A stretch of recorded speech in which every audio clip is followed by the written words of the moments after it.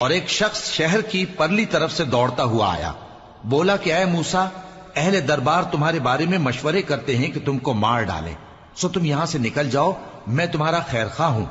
چنانچہ موسیٰ وہاں سے ڈرتے ڈرتے نکل کھڑے ہوئے کہ دیکھیں کیا ہوتا ہے، اور دعا کرنے لگے کہ اے پروردگار مجھے ظالم لوگوں سے نجات دے۔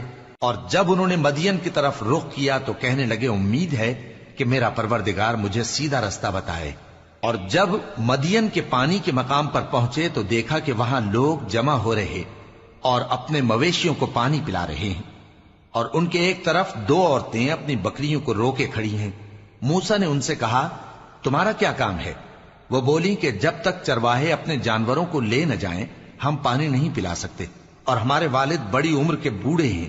تو موسیٰ نے ان کے لیے بکریوں کو پانی پلا دیا، پھر سائے کی طرف چلے گئے اور کہنے لگے کہ پروردگار میں اس کا محتاج ہوں کہ تو مجھ پر اپنی نعمت نازل فرمائے۔ تھوڑی دیر کے بعد ان میں سے ایک عورت جو شرماتی اور لجاتی چلی آتی تھی موسیٰ کے پاس آئی، کہنے لگی کہ تم کو میرے والد بلاتے ہیں کہ تم نے جو ہمارے لیے پانی پلایا تھا اس کی تم کو اجرت دیں۔ پھر جب وہ ان کے پاس آئے اور ان سے اپنا ماجرا بیان کیا تو انہوں نے کہا کہ کچھ خوف نہ کرو، تم ظالم لوگوں سے بچ آئے ہو۔ ایک لڑکی بولی کہ ابا ان کو نوکر رکھ لیجئے، کیونکہ بہترین نوکر جو آپ رکھیں وہ ہے جو توانا ہو، امانت دار ہو۔ انہوں نے موسیٰ سے کہا کہ میں چاہتا ہوں کہ اپنی ان دو بیٹیوں میں سے ایک کو تم سے بیاہ دوں، اس عہد پر کہ تم 8 برس میری خدمت کرو، پھر اگر 10 سال پورے کر دو تو وہ تمہاری طرف سے احسان ہوگا، اور میں تم پر تکلیف ڈالنی نہیں چاہتا، تم مجھے انشاءاللہ نیک لوگوں میں پاؤ گے۔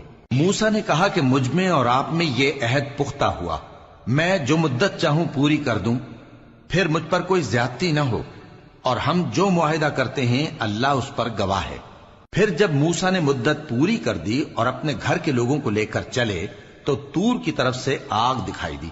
وہ اپنے گھر والوں سے کہنے لگے کہ تم یہاں ٹھہرو، مجھے آگ نظر آئی ہے، شاید میں وہاں سے رستے کا کچھ پتہ لاؤں یا آگ کا انگارہ لے آؤں تاکہ تم آگ تاپو۔